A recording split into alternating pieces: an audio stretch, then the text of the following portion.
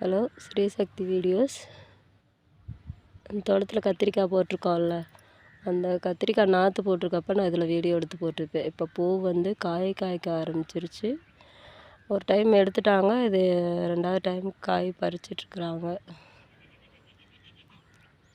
எங்கள் அத்தை அம்மா எல்லாம் எடுத்துட்ருக்குறாங்க.